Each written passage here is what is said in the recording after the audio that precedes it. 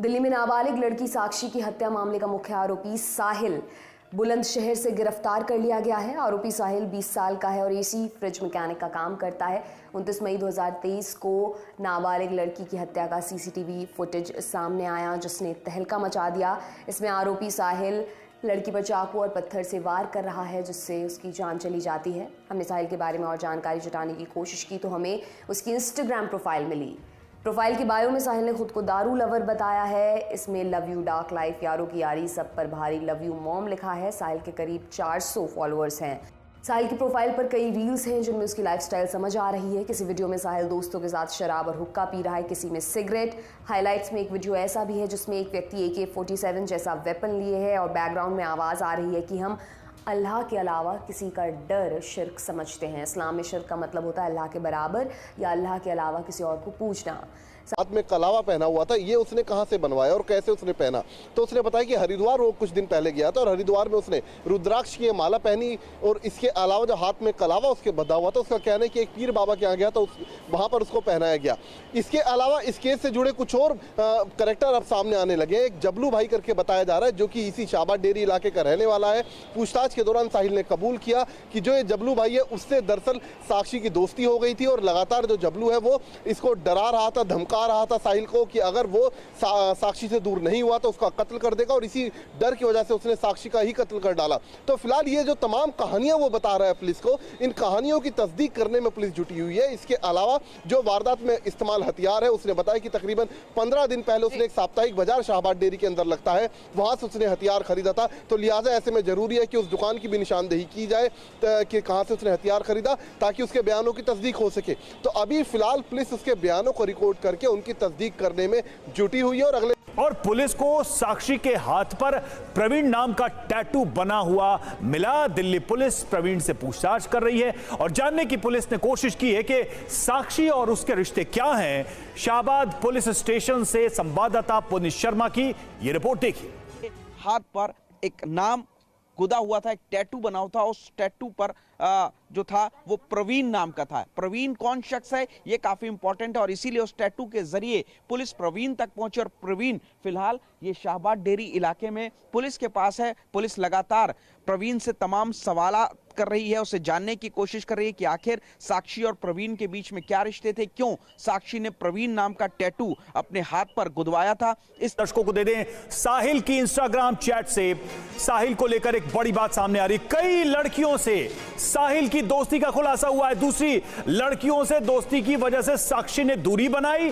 साहिल के धोखा देने पर साक्षी पुराने दोस्त के करीब आई। साक्षी के दूरी बनाने से नाराज साहिल ने हत्या की साजिश रची। तो देखिए जी बिल्कुल, देखिए साहिल, नीतू और इसके अलावा जो साक्षी है, इन तीनों के इंस्टाग्राम चैट को खंगाला जा रहा है। उन चैट से काफी कुछ पुलिस को पता चला है। पुलिस के मुताबिक दरअसल ये पता चला है कि साहिल की कुछ और लड़कियों से भी दोस्ती थी, जिसको लेकर साक्षी और साहिल के बीच में अक्सर अनबन भी रहा करती थी। साथ ही ये भी पता चला है कि जो साहिल है वो लगातार जो साक्षी है उसका पिछले कुछ दिनों से उसका पीछा कर रहा था, उसको परेशान कर रहा था, जबकि साक्षी उसको इग्नोर कर रही थी। और यही वजह थी कि जो साहिल है उसने साक्षी को मौत के घाट उतारा। देखिए इसमें कई एंगल्स निकल के आ सकते हैं। इसमें जो लव जिहाद की थ्योरी है उससे भी मैं असहमत नहीं हूँ। ये इसकी बहुत संभावना है। दूसरा, ये जो कलावा पहने हैं और रुद्राक्ष की माला पहने हैं, ये इस प्रकार की अक्सर हरकतें मुस्लिम लड़कों के द्वारा की गई हैं, देखी गई हैं। सर एक फैक्ट और था कि साक्षी की सहेली ने ये बोला है कि नाम बदला, उसने पहचान छुपाई थी दोस्ती करते हैं। वो नाम छुपा के दोस्ती करते हैं और जब थोड़ा सा करीब आ जाते हैं और जब निकाह की बात होती है तब ये सब बातें धीरे धीरे खुलती हैं या निकाह के बाद खुलती हैं, तब पता चलता है कि ये तो मुस्लिम है। साक्षी मर्डर केस में आया लव जिहाद का एंगल। आरोपी साहिल को लेकर अब कई सवाल उठ रहे हैं। बीजेपी बोली ये लव जिहाद का मामला है। हाथ में कलावा और रुद्राक्ष की माला पहनने पर सवाल उठने लगे हैं। तो दरअसल साहिल की एक तस्वीर जारी हुई है जिसमें वो हाथ में कलावा और रुद्राक्ष की माला पहने हुए नजर आ रहा है। बिल्कुल, इस पूरे मामले में कुछ ऐसी बातें आई हैं जिसको लेकर लव जिहाद के एंगल को भी सामने रखा जा रहा है, उस पर भी बातचीत चल रही है। लव जिहाद को लेकर किसने अब तक क्या कहा वो भी हम जल्दी से आपको बताते हैं। जो बयान अब तक सामने आए हैं, तो ये अब दिल्ली में भी लव जिहाद के तहत हिंदू लड़कियों की हत्या, गंभीर चेतावनी, ये कहना है वीरेंद्र सचदेव बीजेपी अध्यक्ष दिल्ली। साफ तौर पर वो इस पूरे मामले को लव जिहाद के एंगल से जोड़ते नजर आ रहे हैं। कपिल मिश्रा बीजेपी नेता क्या कह रहे हैं, साहिल के हाथ में कलावा कैसे, ये लव जिहाद है। कपिल मिश्रा ने साफ तौर पे इसे लव जिहाद ही कहा है। बबीता फोगाट बीजेपी नेता, वो क्या कह रही हैं, आफ्ताब, सुफियान हो या साहिल, बस नाम बदल रहे हैं, सोच, इरादा और अंजाम नहीं, लव जिहाद। साफ तौर पे ये भी, यानी बबीता फोगाट भी लव जिहाद का नाम इसे दे रही इस पूरे मामले में। हालांकि पुलिस ने कहा कि हम हर एंगल पर जांच करेंगे। विनोद बंसल क्या कह रहे हैं, वीएचपी के प्रवक्ता, इस दरिंदे को देखकर भी आंखें बंद रही तो लव जिहाद का अगला शिकार कौन होगा, यह अकल्पनीय है।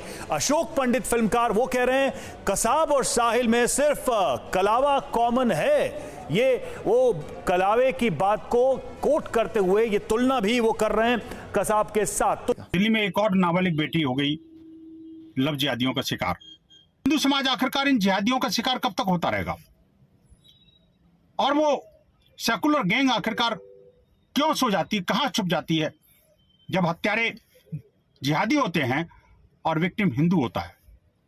लव जिहाद से भी बेटियों को सावधान रहना पड़ेगा, ये मन में से निकालना पड़ेगा कि मेरा अब्दुल तो ठीक है। जी नहीं देती मेरे भाई, आतंक उठाना जरूरी है।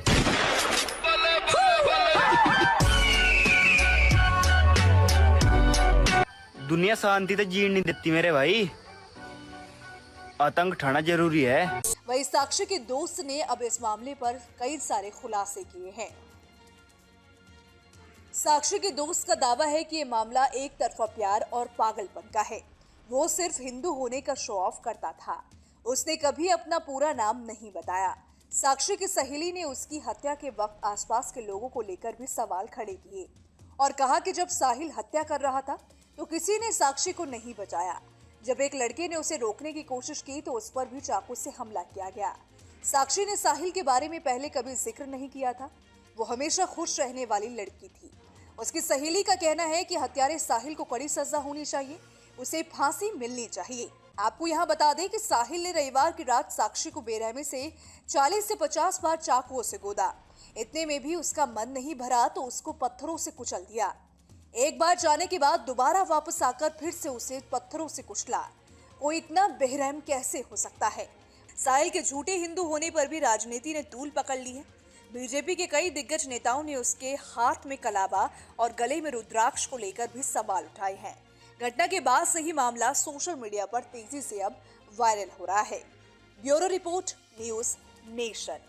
साहिल की इंस्टाग्राम चैट से साहिल को लेकर एक बड़ी बात सामने आ रही। कई लड़कियों से साहिल की दोस्ती का खुलासा हुआ है। दूसरी लड़कियों से दोस्ती की वजह से साक्षी ने दूरी बनाई। साहिल के धोखा देने पर साक्षी पुराने दोस्त के करीब आई। साक्षी के दूरी बनाने से नाराज साहिल ने हत्या की साजिश रची। तो देखिए, ये नई बातें, अब नए नए फैक्ट्स निकलकर सामने आ रहे हैं और इसमें जो दोनों के बीच डिस्टेंस हुआ उसको लेकर भी ये अब दावा सामने आ रहा है। जो बातें सामने आई कि कई लड़कियों के साथ उसकी दोस्ती थी और ये बात जब साक्षी को पता चली तो साक्षी ने दूरी बनाई।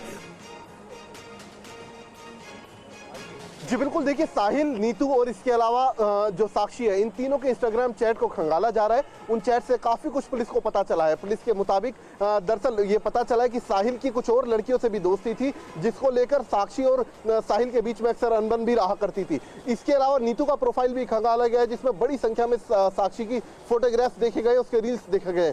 तो फिलहाल नीतू से, इसके अलावा साहिल से, एक लड़की आरती है उससे, परवीन से, इन सभी से अब पुलिस पूछताछ का मन बना चुकी है।